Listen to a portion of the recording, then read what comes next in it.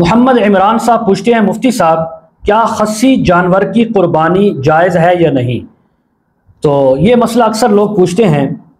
کہ خصی یعنی بکرا ہے تو اس کی قربانی کے بارے میں پوچھتے ہیں۔ تو یعنی خصی سے مراد وہ بکرا کہ جس کا ایک کا پورا کاٹ دیا گیا ہو یا بیماری کی وجہ سے خراب ہو گیا اور پھر اس کو کاٹ دیا گیا، تو اس کی قربانی جائز ہے یا نہیں؟ تو محترم دوستو بھائیوں، ایک یعنی شرعی مسئلہ یہ ہے کہ جو خصی جانور ہے، بکرا ہے، چاہے اس کا عضو تناسل اور اس کے خصیے کاٹ دیے گئے ہوں، جب اس کی قربانی شرعاً جائز ہے، فتاوی عالمگیری کے اندر موجود ہے، تو پھر وہ جانور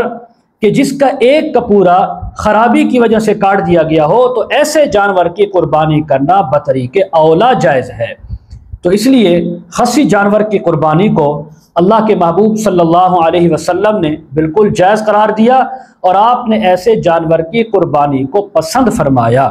تو میرے محترم دوستو، خصی جانور کی قربانی کرنا بالکل جائز ہے،